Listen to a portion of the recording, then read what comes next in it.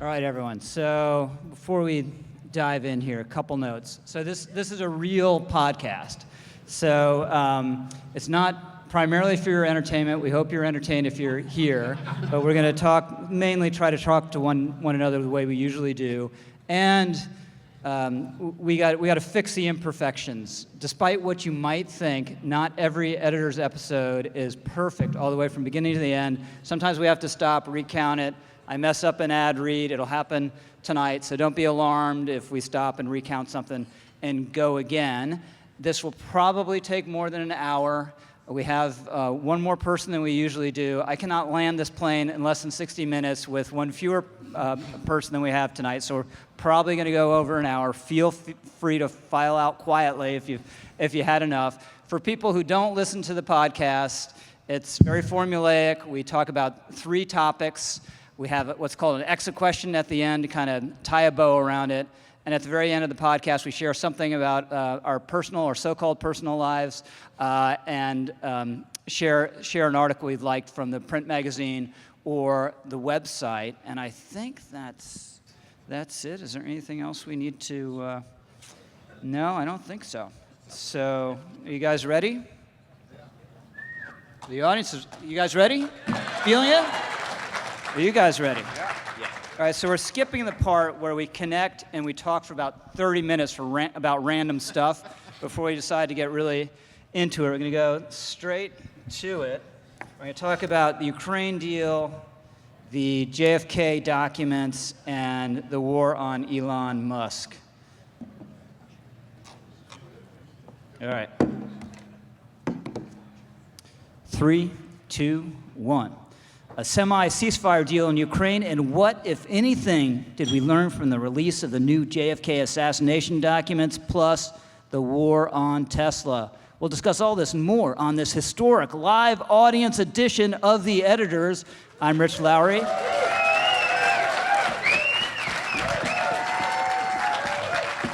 I don't know whether our mics are picking that up, but the demonstrations out in the audience, people are standing on their chairs, waving their napkins. I'm Rich Lowry, and I'm joined, as always, or at least some of the time, by the Right Honorable Charles C.W. Cooke, Noah Rothman.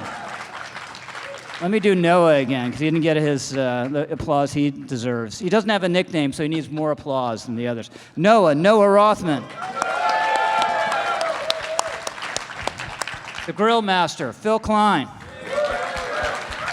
And the notorious MBD, Brendan Dougherty. So MBD, we'll start with you. We are recording live at our 2025 Ideas Summit here, about 9 o'clock at night, and we have a big news story out of Ukraine, what seems to be what will be a semi-ceasefire, with both sides agreeing not to target the energy infrastructure of the other. Are you happy? Cautiously. Hold on, my Kremlin earpiece isn't focusing from this ballroom. I'm cautiously optimistic. There are a lot of reasons why Russia would renege or would brush aside or undermine this in their current position. But any agreement to slowing down the violence, I think, is good. I think Donald Trump is moving, and he's promised that we would do this on day one, but it looks like this is going to be a snail's pace, right? That, one day he gets on the phone with Putin agrees, then the next day he has to get on the phone with Zelensky. Does Zelensky agree on what are relatively minor things? And again, the initial read of this is that the initial ceasefire favors Russia because Ukraine has been hitting Russian energy infrastructure and kind of, in a sense, degrading Russian opinion of the war through that means. So I would say that the first steps of the ceasefire tilt in favor of Russia, but it's a long way to go from here. So Noah, there apparently is a ceasefire deal between Ukraine and Russia. Neither will target the energy infrastructure of the other side. Are you unhappy? Well, I'm less optimistic than MBD that what we're talking about actually resembles the facts on the ground. Initially, what Ukraine wanted and balked at was the notion that they should accede to a full-scale ceasefire. What they wanted was a limited ceasefire, maritime operations, drone and air operations. They were berated into submission. Zelensky was attacked in his character. The Ukrainian government was attacked for being recalcitrant. They had intelligence throttled and military weapons throttled to the degree to which they lost ground as a result of the fact that they couldn't properly target, using US platforms, properly target Russian positions. Lost ground in Kursk as a result. They relented, they acquiesced. Russia says, well, we'll get a temporary ceasefire. Peace in our time. All of a sudden, all they have to do is agree to the exact same terms that Ukraine proposed, and which they were berated for, and Russia says, okay, we'll get that, and then they say, okay, we'll do that. I think the prospects for peace here on these terms are limited because I don't think the administration properly understands the nature of the conflict. I don't think they have a proper understanding of what Ukraine's asks are, what its red lines are, what its demands are, and I think they've kind of have a similarly distorted view of what the Russian position is, to the degree to which they think that the Russians need to be cajoled, drawn into by virtue of concessions into a position that favors the Washington's position. And as a result, they have a distorted view of the conflict, and they've allowed the Kremlin to think that they can ask for more and push their negotiating partner into positions that, if they're looking pliant, you'd want to test that, right? You want to see what kind of extractions you can get from them. And they're going to continue to do that, to the point at which I think eventually the Trump administration will lose patience with their Russian interlocutors. I don't know what that point is. We haven't gotten there yet. But eventually the Russians are going to reach the point at which they can no longer get any new extractions. The problem is you got to get Ukraine on board too. And at a certain point, Ukraine reaches the point at which it's no longer profitable for it to continue in these negotiations. So right now, I think we're at a point at which we have an illusory, the illusion of progress. I don't think it's real. So Phil, whether we're taking a quarter step towards peace or an end to the Ukraine war or an illusory step, there's at least some form of some kind of step. And in Gaza, we are seeing Israel opening up again. Yeah, and I think that it is a bit of a lesson, which is that in Israel, Biden had this sort of complicated three-step process toward an eventual permanent ceasefire. But it's sort of easy enough to say, we're going to stop for 6 weeks, Israel will get some hostages back, and they'll release various Palestinian prisoners.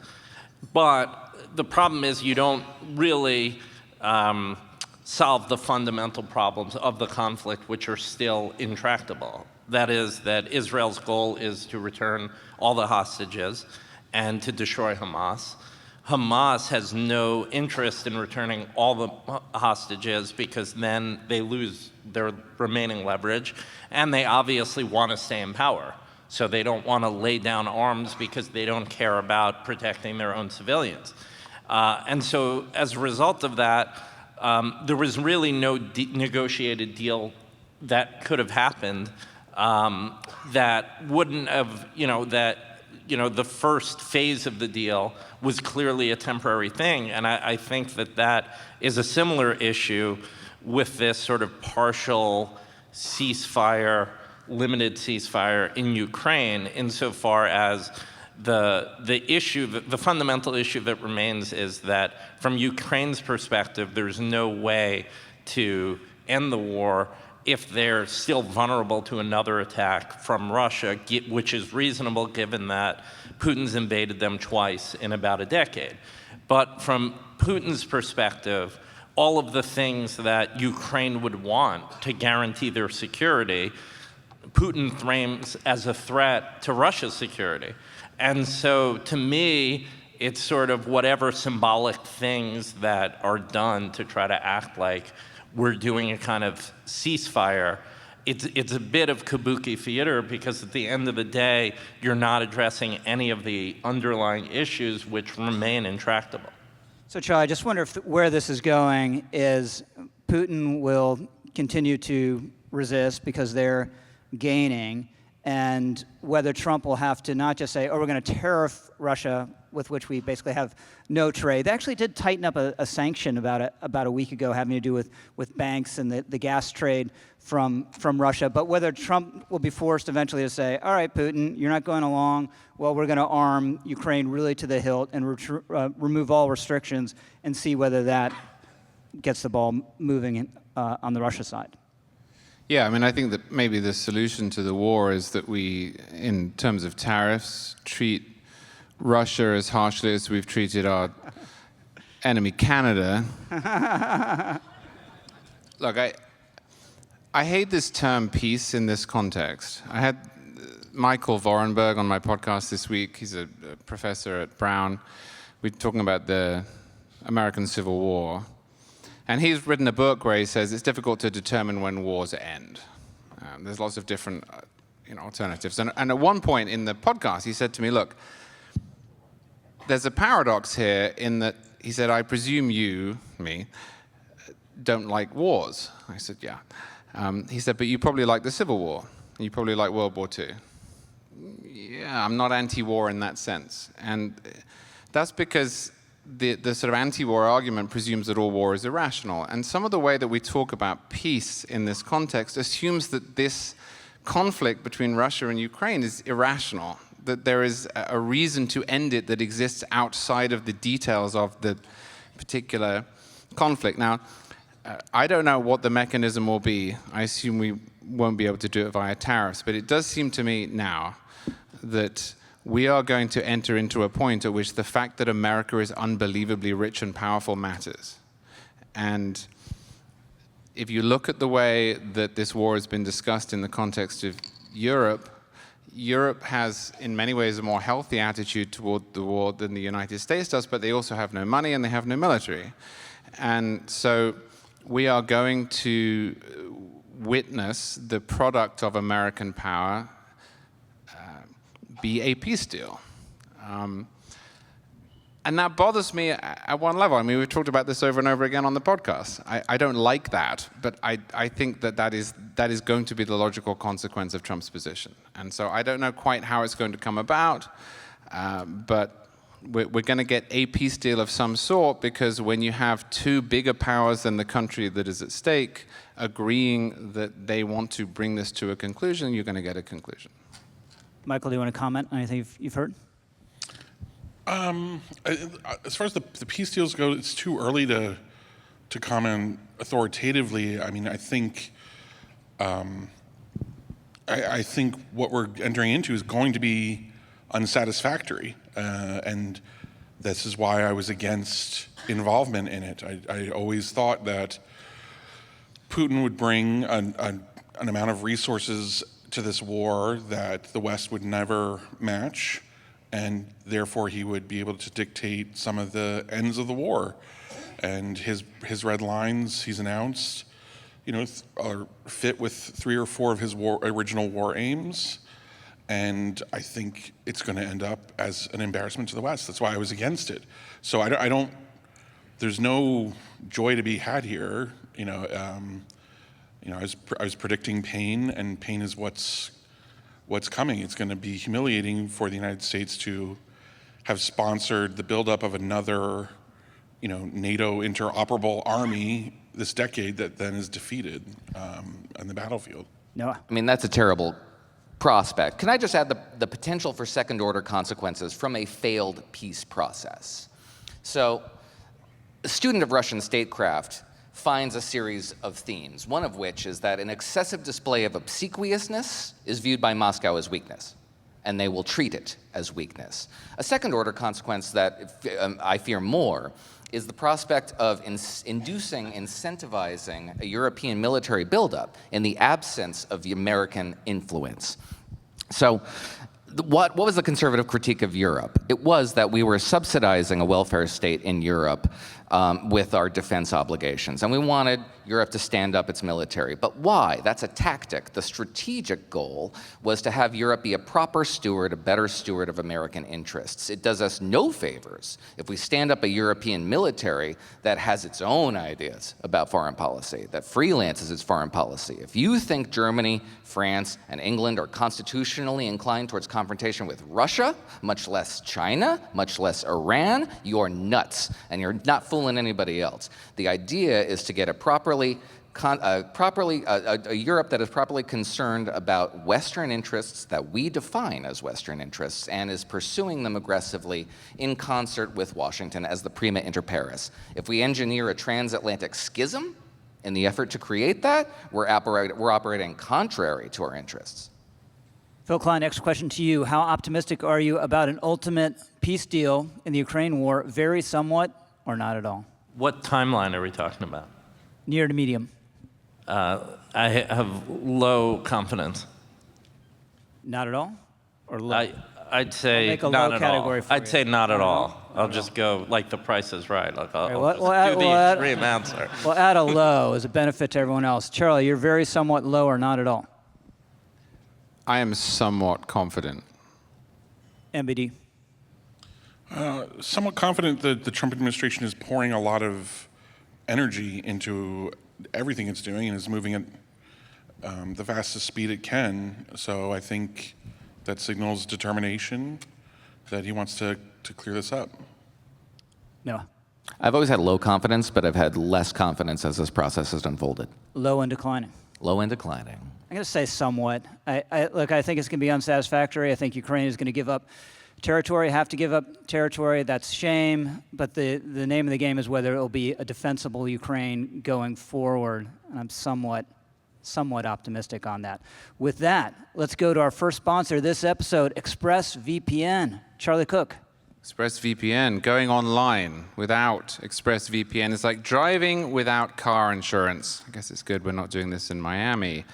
You might be a great driver, but with all the crazy people on the road these days, why would you take that risk? So here's the thing. Every time you connect to an unencrypted network in cafes, hotels, airports, and so forth, your online data is not secure. Any hacker on the same network can gain access to and steal your personal data. That's passwords, bank logins, credit card details, etc. It doesn't take much technical knowledge to hack someone. Just some cheap hardware is needed. A smart 12-year-old could do it. And your data is valuable. Hackers can make... I love this. This is the first time you see me read this live. You're playing to the audience. Well, your absolutely. ExpressVPN I read. play to the audience. The I hope audience no one changes sees everything. It. No one sees it, though. I gesticulate at home, but it's unappreciated. Hackers can make up to $1,000 per person selling personal information on the dark web. But ExpressVPN stops hackers from stealing your data by creating a secure, encrypted tunnel between your device and the internet. Now, ExpressVPN, of course, is the best VPN. It's super secure. It would take a hacker with a supercomputer over 1 billion years to get past ExpressVPN's encryption, and it's easy to use. You fire up the app, whatever platform it's on, you click one button, and you are protected. I use this myself, as I've said over and over. In fact, I'm connected to it right now in my right pocket. Well, my pocket isn't, the phone in my right pocket is. You've got to be clear. And if you want to secure your online data today, you can do so by visiting expressvpn.com/editors. That's expressvpn.com/editors. And if you do, Rich, you won't believe this. If you do, you can get up to 4 extra months free. Awesome. Thanks so much, Charlie. So, Phil Klein, we have this ongoing war against Tesla. Now, lawful, peaceful protest is fine. Boycotting is fine. We had a big boycott a number of us were excited about against Bud Light a year or two ago. I didn't notice, though, any Bud Light delivery trucks getting Molotov cocktailed or any 7-Elevens getting shot up, and that's what we're seeing. We're seeing property destruction. There probably as many chargers have been burned down the last month as Joe Biden managed to erect his entire presidency. You've had Teslas painted with swastikas, and you've had dealerships shot up. What do you make of it? Yeah, I mean, I think it's obviously appalling. You know, you could protest, you could decide to boycott Tesla outside the Tesla dealership near where I live. There's now regularly people picketing outside and waving up signs about it being sort of a Nazi mobile. And that's all sort of protected, but the turn to actually blowing up property, blowing up cars is, certainly could put people in danger, not just property. Although, as we learned during the 2020 riots, apparently if you destroy property, it's okay because it's just property. But I think one thing that I find interesting on it too is that on the left you have this constant narrative of right-wing violence. I mean, whenever there's a Democratic administration, we hear about the new report about the threat of white supremacy violence and right-wing violence and this and that. And whenever the left gets angry about something, it seems that it's not too long before there's one segment of them that will turn to violence and start blowing things up. I mean, over the various controversies about Disney and Bud Light, people weren't blowing up Bud Light trucks or blowing up Disney's if theaters. no one had been hurt, it would have been kind of fun to do at least one. Yeah. But I think what this also gets to is just, I think Bud Light might be the inverse example, or maybe the National Football League, Colin Kaepernick, where basically something that's a symbol of one thing culturally gets completely flipped, where, NFL was very sort of conservative, male-coded, and then after the Kaepernick thing, it suddenly was this sort of woke thing to watch football. And it's sort of the inverse with Tesla, because not too long ago, it was sort of, if you could afford a Tesla and you wanted a luxury car and wanted to signal to people that you cared about the environment, you'd buy a Tesla and you were super proud of yourself that you were going electric. And now I see people with these bumper stickers that are, I bought my Tesla before I knew Elon was crazy. People have to apologize for owning a Tesla. Oh, I bought mine, in 2023. And so it's kind of shocking and amazing. And I do wonder if there is long-term damage to the Tesla brand, in the sense that among the market for people who want to, I don't know if there are a lot of conservatives that are suddenly saying, I want to buy an electric car. I feel like conservatives like their combustion engines and like having the convenience of a gas-powered vehicle. So it should be interesting to see how it sort of, I don't think that the concerns about the long-term business model are completely unfounded. So Charlie, we've talked about this a lot over the years, but the swastikas on the cars and calling him a Nazi, the left just can't help themselves. I mean, this guy is a techno-libertarian. The project that they're so upset about has to do with trying to reduce the size and the power of the federal government, which is not an authoritarian or a fascist project. Obviously, you can say lots of things. He's being reckless, he's being careless, he doesn't care enough about the rules, he's mean-spirited. Fine, you can say all those things, but you shouldn't be able to call him a Nazi, or you shouldn't want to call him a Nazi, but that's where they go every single time. Yeah, it's also rational on the other end, because the purpose of electric cars is to save us all from climate change death. And if you ask a progressive why Joe Biden was a great president, I know those words sound completely insane put together in this room, but if you ask them why he's a great president, they will say because he passed legislation. So the first thing they'll say is he spent $2 trillion with Congress 2 months into his presidency, which of course caused inflation, but they ignore that. But the thing they will come to now is they will say the Inflation Reduction Act, which had nothing to do with inflation, but was an environmental law.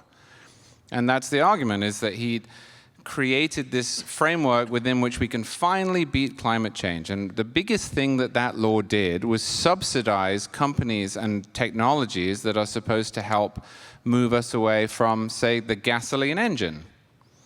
And now they're all selling their cars and they're buying gasoline engines. I mean, I'm not being hyperbolic. Mark Kelly of Arizona, he's a senator. He's a very admirable person in many ways. He flew the space shuttle. He flew a lot of flights as an Air Force veteran, and he should be thanked for that. But he also is big on this environmental stuff. And this week he made a big show of selling his Tesla and buying an SUV that has a, massive petrol engine in it. Oh, sorry, I'll do that again. Gasoline engine in it.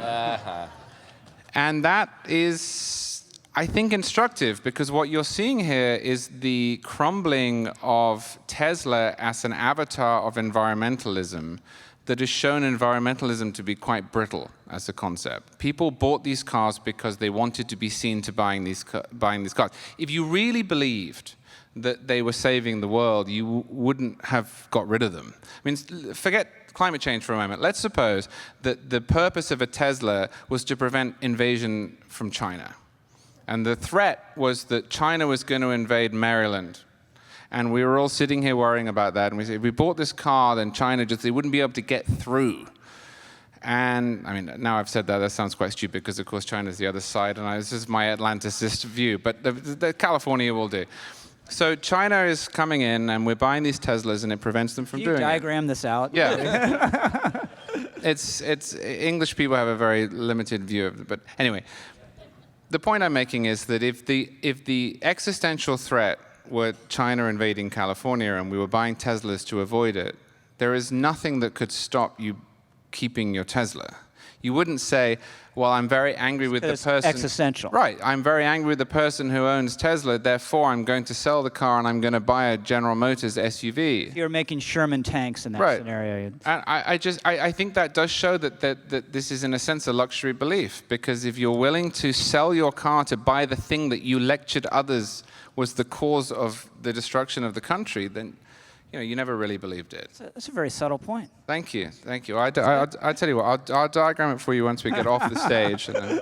So MBD, obviously this isn't hijacking planes, right? But it meets the classic definition of a form of terrorism, which is acts of violence that are ideologically inspired and meant to change what a government is doing. What they want to do is force Elon Musk out to stop Doge, and the means of doing it is subjecting him to this pain by destroying his property and making his employees afraid, and making his potential customers afraid, and making current customers afraid. Not just they might be shamed, or someone might key their car. There have been reports that people are being doxxed. Tesla owners are being doxxed. Yeah, I mean, this is why. I mean, we have this current controversy about Khalil Muhammad and deporting him because he materially supports a foreign designated terrorist organization. And I think, Rich, you should really think about your opposition to colonizing Greenland, which would be an amazing prison colony for all of these Tesla terrorists. I'm modulated on this. It's Charlie who's opposed. I'm not opposed to buying Greenland. I'm opposed to invading Greenland. That's the source of our disagreement. Squish. So listen. Obviously, if you commit this kind of property destruction, you should be prosecuted to the fullest extent of the law. There are. I'm sure the lawyers will. I'm sure a lot of the people that are defacing these cars are rich enough to afford a lawyer who will argue that it's vandalism, not terrorism, in a court. But no one should be shy about enforcing the law. It's an awful thing. It's kind of, people are afraid. In my neighborhood, there's a Tesla dealer right by where I live, and there have been called in threats and bomb threats, etc. It's totally unacceptable. So I don't know how you make an example of this unless you find someone really like what you would want to find if you're the FBI is someone that is like a trust fund kid or a trust fund baby, or like, those New York City rioters in 2020 who turned out to be like the law students, law clerks, or law whatever. clerks. Yeah. Noah. Well, the argument that clever progressives will attempt to make, is that, as Phil said, property destruction isn't really violence, right? Because it's not directed at individuals, it's directed at inanimate objects, therefore it's not violence. I don't think they honestly believe that. I think that is an element of clever argumentation that passes muster in a seminar. But I think if you shot them full of sodium pentothal, they would admit that this is violence, because the left likes violence. They fetishize violence. Quite unlike the Anglo-American conservative experience, the origin myth of the Western left is forged in violence. You can draw a straight line from the Jacobins to the Paris Commune to the Bolsheviks. Cleansing violence. Cleansing violence as an expression of passion, of zeal, of commitment to the cause. And for the last 25 years, we've experienced a Western political left that has made a fetish out of expressions of violent political passion as just another form of politics, and indeed, kind of a higher form of politics. And I think this is sort of an expression of that, and the degree to which you are not seeing condemnations of it is a proper assessment of the backlash that Democratic politicians believe they will receive if they were to stand up for the rule of law, because their base is animated by violence by virtue of just sort of the passion that it yields to their cause. Think about it. The 1999 WTO riots, the Occupy Wall Street movement, which was an expression of violence early on, before it became, fetid encampments that were incubating new diseases we hadn't seen in this country in years. You had Nancy Pelosi, Barack Obama, dozens of others falling all over themselves to sort of extract the enthusiasm that the movement had for their movement and appropriate it for themselves.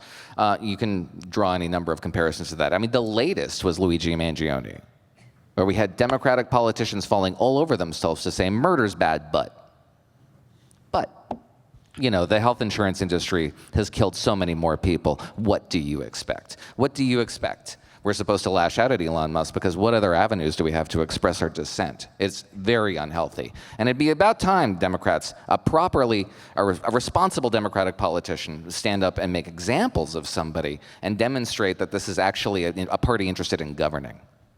Yeah, I think part of the emotional reaction to Elon is related to what Charlie said about, Tesla was a symbol of to express yourself about your feelings about the environment. And so Elon's defection to a Donald Trump supporter is kind of like an open announcement of heresy. And I think that is driving some of the emotion here. That he's Michael Servetus and has to be burned at the stake publicly for this crime of confusing, the doctrines of the faith. And so I do worry long term for the prospects of Tesla itself, because Elon doesn't do anything halfway, and I think this is only going to inspire him to double down.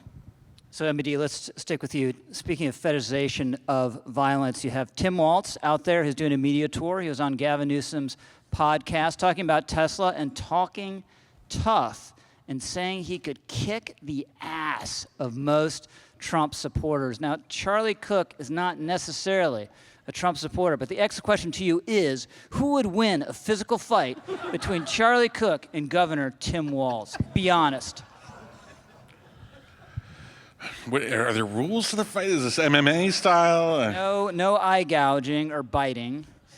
Well, that's maybe debilitative for the English, for sure. Maybe let's put him in the octagon. Maybe the octagon.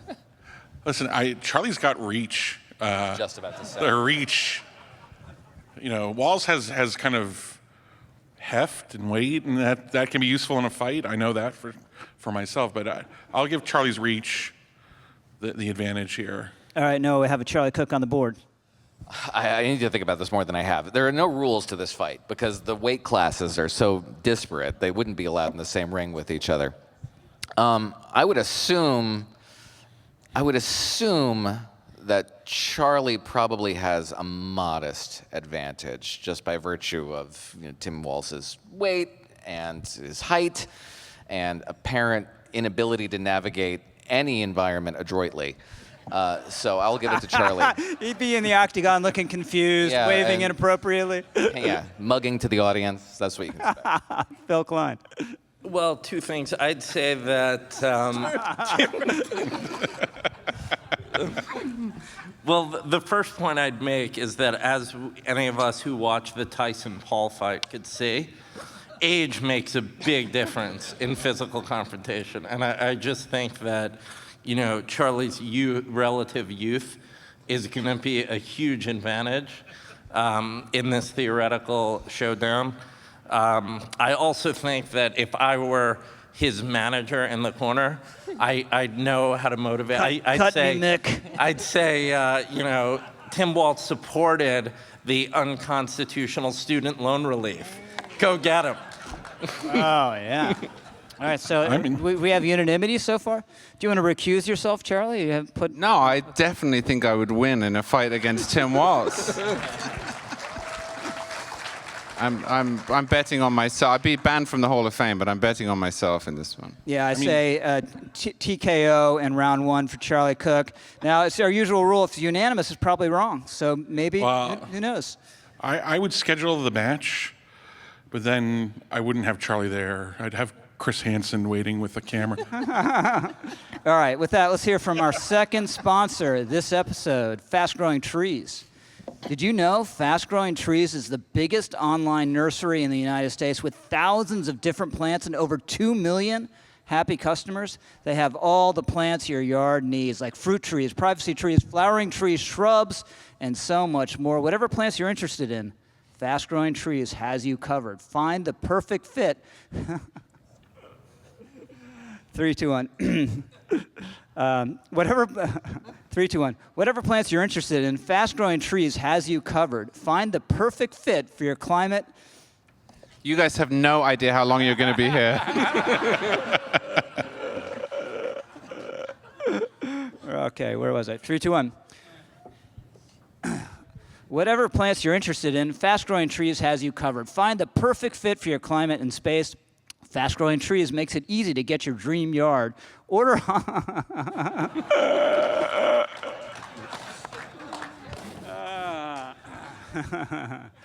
Fast Growing Trees makes we might have to cut this one, splice this one in. Fast Growing Trees makes it easy to get your dream yard. Order online and get your plants delivered directly to your door in just a few days without ever leaving home. Their Alive and Thrive guarantee ensures your plants arrive happy and healthy. Plus, get support from trained plant experts on call.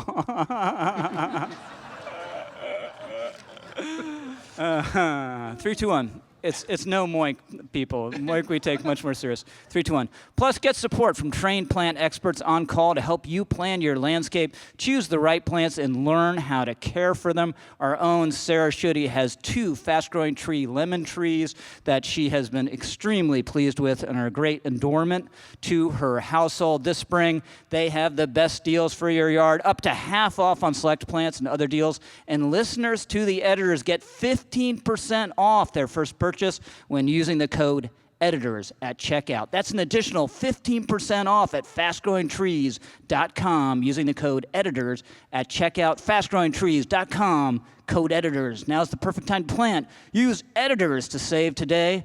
Offer is valid for a limited time. Terms and conditions may apply.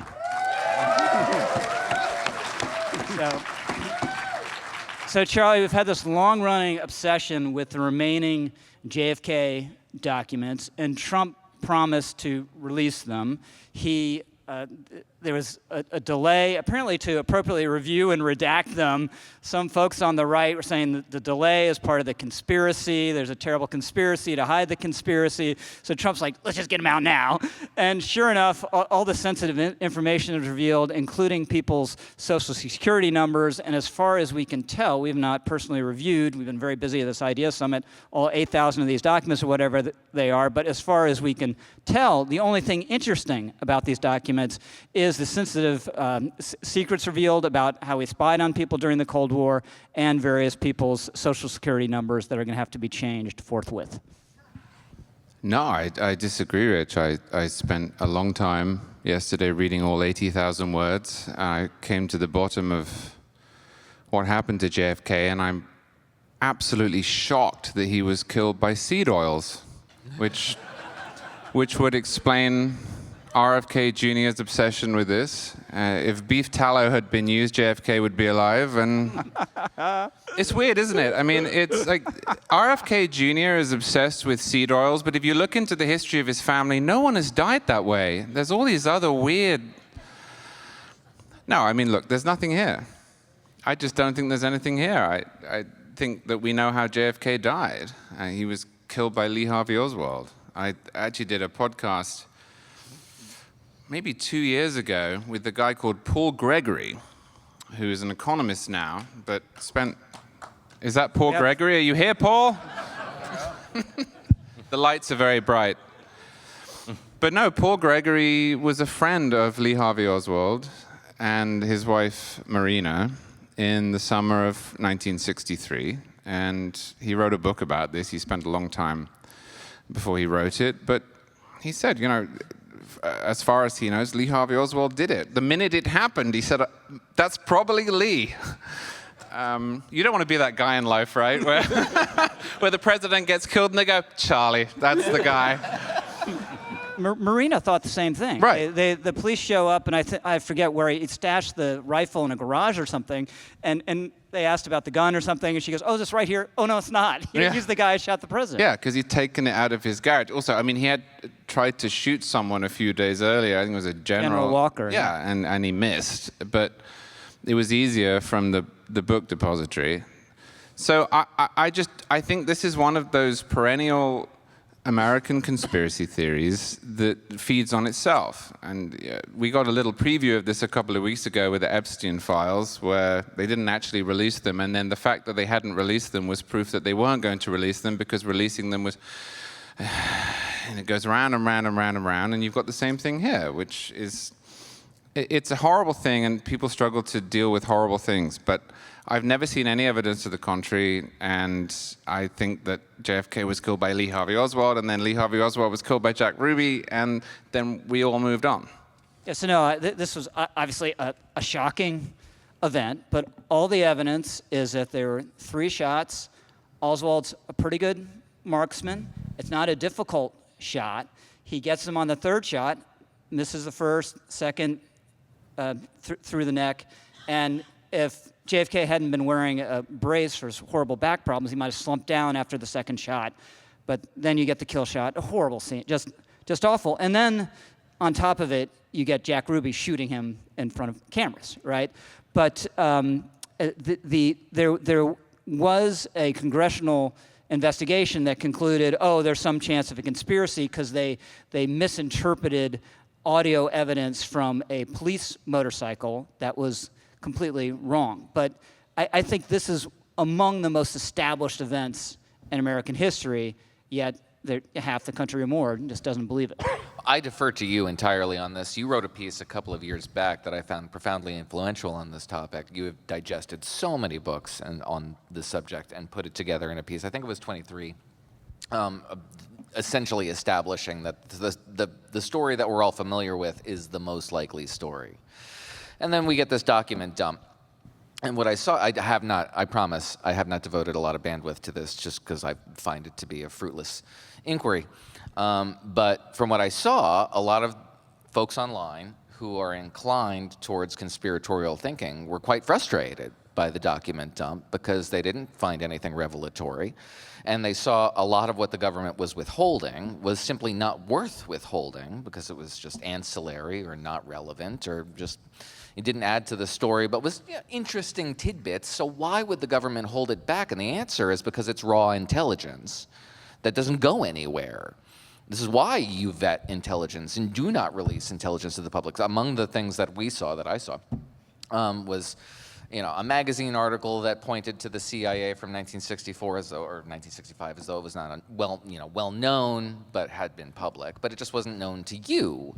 Some random person in the Soviet Union who indicated that the KGB might have had some into some payment structure to somebody somewhere, but it's threads that if you pull on them, they don't go anywhere. And that's why you compartmentalize this into vetted intelligence, and you don't provide the principals with unvetted intelligence because it misdirects them. And it certainly would misdirect the public that doesn't have any idea how to consume raw intelligence.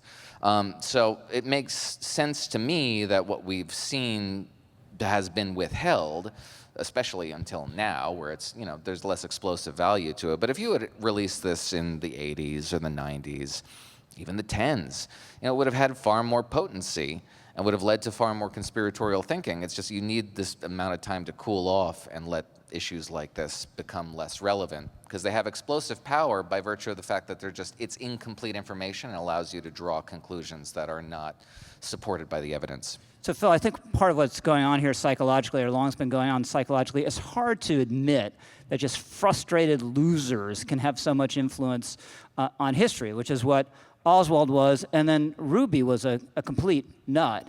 And if this was a planned operation, the FBI or CIA never would have relied on either of these guys.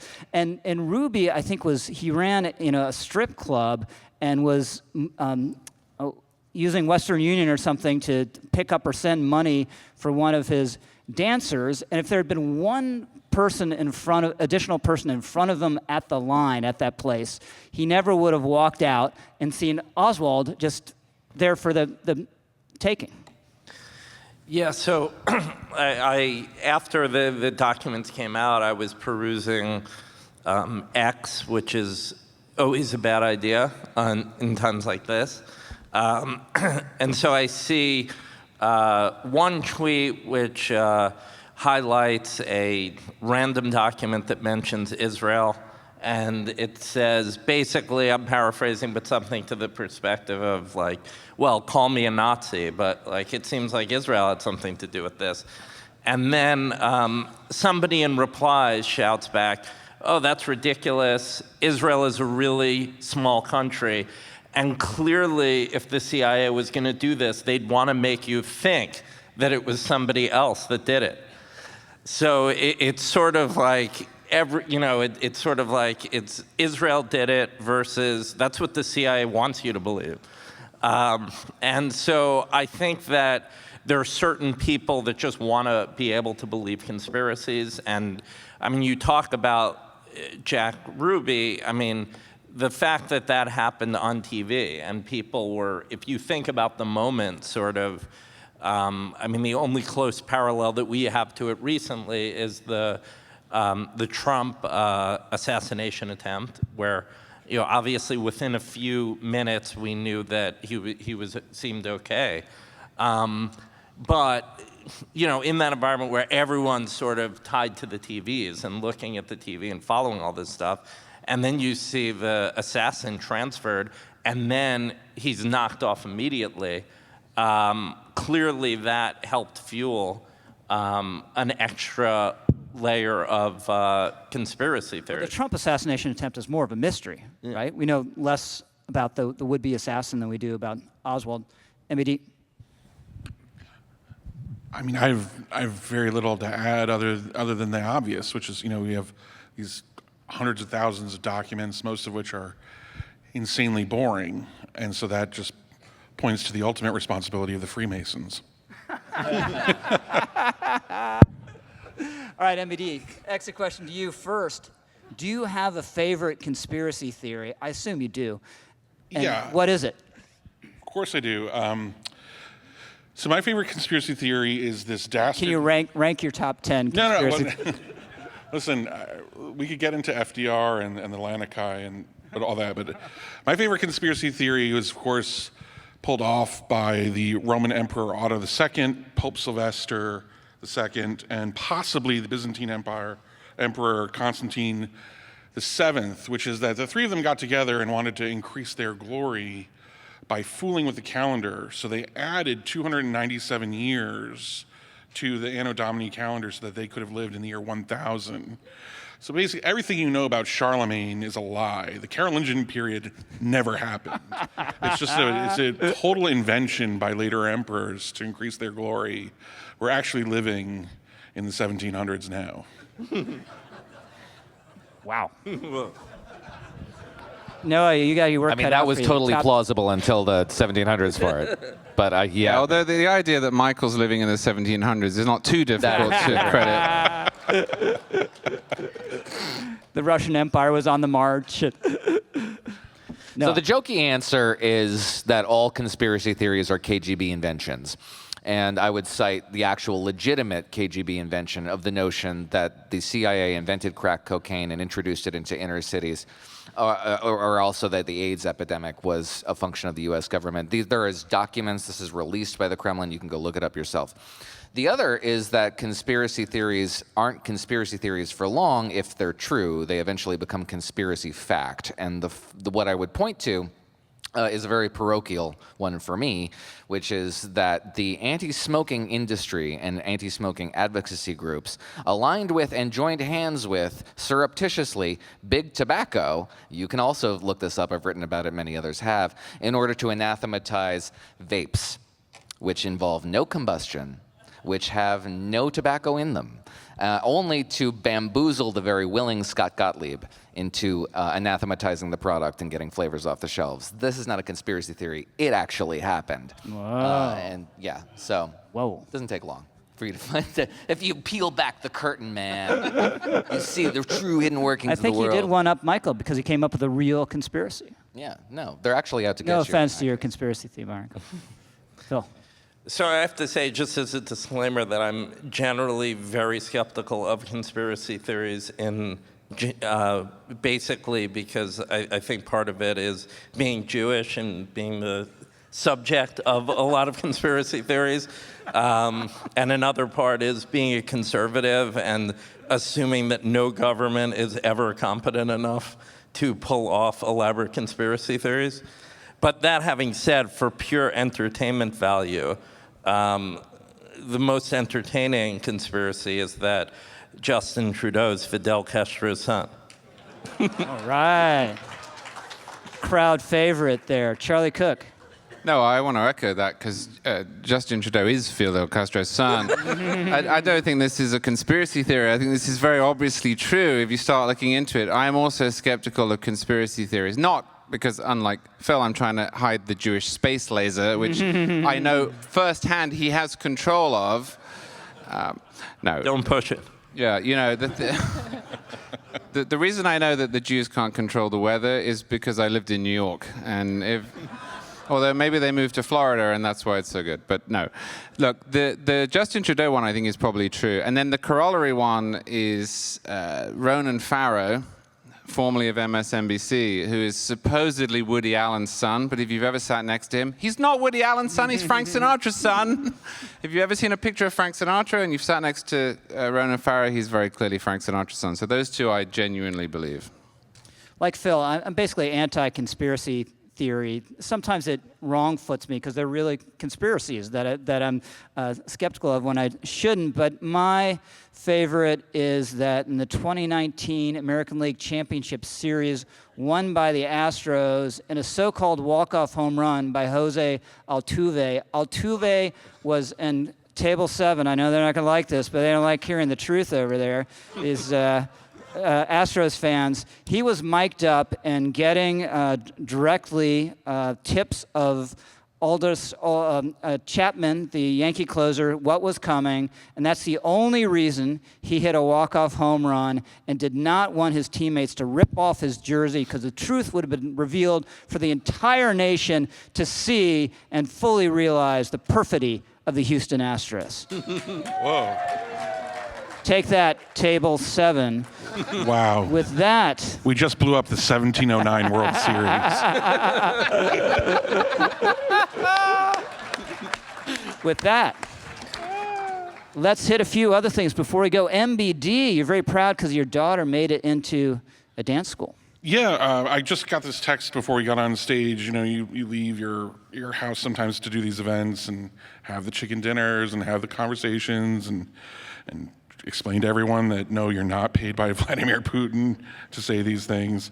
And I just get the text, you know, Eleanor got into the Joffrey Summer Tap program and the musical theater program. And she's 10 years old and has put a ton of hard work. It was a big audition process and super proud of her. So, dad's pride tonight. Awesome. So Noah, you have been attending an idea summit. Yeah, I mean, this is kind of an easy one, but Where is it, Noah? Sounds fascinating. well, yeah, it's multiple centuries from now. I really enjoyed this event. You know, when you write for a living, you don't always get a lot of feedback, period. When you get feedback, it's not always that positive. And it's really great to be surrounded by people who read your work, first of all, appreciate your work, second of all, and are, you know, really just enthusiastic and great readers, great writers themselves, and, you know, a really important part of the fabric of American civic society. And I'm grateful for this event and grateful for NR. Amen. Phil, I've written yours down, but I can't read my handwriting. So, what have you been up to? So I've been reading a lot about the physics of time travel. And I promise it was not coordinated with MBD's conspiracy. But I've always loved time travel movies and books. And I kind of went down a rabbit hole of looking into the theoretical physics surrounding it. And there are certain physicists that have laid out theories for how it could happen, even though we're not there in terms of the practical mechanics and technology of it. Charlie, it's your son's birthday. It is my son's birthday. He's 9, and I am emotionally split between being extremely proud that he's 9 and just horrified that he's halfway to 18. Yeah. For 2 reasons. Firstly, it's sad. I'm his dad. I want him to stay a kid forever. Secondly, boys are morons, and I was a boy. Well, I am a boy. I don't know. That came out wrong. I'm not a minor boy. Wouldn't it be something if you Not a kicked minor, Tim Tim Walz. Waltz's ass as a trans athlete? Well, actually, to be honest, I think perhaps I would have the best chance of beating Tim Walz as a trans athlete. If I entered as a man, he wouldn't know what hit him. But look, That was subtle. where were we even going with this? Look, basically, I love Your my son. 9-year-old. I love your kid. Rich, you ruined it. It's okay. It's okay. So I saw the movie The Black Bag, which is 90 minutes long, so it's the absolutely correct time for a movie. Any movie longer than 90 minutes should probably have an intermission. It's a spy thriller that's pretty well done, but I found it annoying, one, because it's a movie that really could be a play, which I just never like those movies. If it's going to be a play, why make it into a movie? One. And two, it's one of these movies that everything is dark. I don't mean thematically. The rooms are always dark, and then even when the room is bright, they shoot it such that everyone is in shadows, right? And it's supposed to be a thematic thing, but I found it annoying. I don't know whether you can see this one, Phil. Is this on your radar screen? I have not seen it yet. Big moviegoer. Sounds like Barry Lyndon, which is unwatchable. What's that? Barry Lyndon, and it's shot in the Kubrick style. Filmed in natural candlelight. Yeah, it's just very difficult to watch. All right, with that, it's time for our editor's picks. MBD, what's your pick? Well, it was an after dark editor's edition, so I turned up the homophobia and all that. But my picks, so fittingly, my picks are Abigail Anthony's culture pieces. San Francisco Spa defends push for, quote, phallus-free environment, and Vagina Museum raises money to stay open for now. Ominous. Noah Rothman, what's your pick? Well, you could pick him every day, but the indispensable yet absent Jim Garrity needs to be represented on this panel. His latest I guess it's from yesterday. It's not his latest, but it is still nevertheless very important. It is titled "Putin is Playing Trump." The piece is explanatory. The title says it all, and you should go watch it. I agree with every word. Phil, what's your pick? So this is an oldie but goodie. Noah referenced your piece from last year on the JFK conspiracy theories, and for anyone looking to brush back up without reading, thousands of pages, I recommend Rich's piece, which goes through some of the leading conspiracy theories and debunks them, and it's called "Sorry Everyone, Oswald Still Acted Alone." Thanks, Phil. Charlie. It's funny that we're talking about the JFK assassination and we had Ted Cruz on the screen. Wow, you guys read way too much National Review. So I just don't have a piece, but I do want to thank and praise and defend Andy McCarthy. I can't see, I don't know if he's still here, but today Andy was attacked by the White House, by Caroline Leavitt, because apparently Andy McCarthy loves terrorists. That Andy McCarthy. The Andy McCarthy who prosecuted the blind sheikh, who spent his entire career putting terrorists behind bars, is a terrorist lover because he has some nuanced objections to the due process violations that have been alleged of the White House. So I just want to say thank you to Andy McCarthy for actually believing in something and sticking to what he believes in. So the White House is wrong. Andy is fantastic. So Charlie stole my pick. It was going to be Andy's work on the deportation case and his work generally, where he just calls it as he sees it. His analysis is totally reliable. It is almost always right, not always right, but almost always right. I have to say, in Caroline Leavitt's defense, she was asked about Andy's take on this by a reporter, and she was trying to avoid attacking Andy by name, so she referred to him as that person, which I just love. If Andy were on the editors, his nickname would be that person. So that's it for us. You've been listening to a National Review podcast. Any rebroadcast, retransmission, or account of this game without the express written permission of National Review Magazine is strictly prohibited. This podcast has been produced by the incomparable Sarah Schutte, who makes us sound better than we deserve. Thank you, Charlie. Thank you, Phil. Thank you, Noah. Thank you, MBD. Thanks to ExpressVPN and Fast Growing Trees. Thanks especially to all of you for being here and for also listening. We are the editors, and we'll see you next time.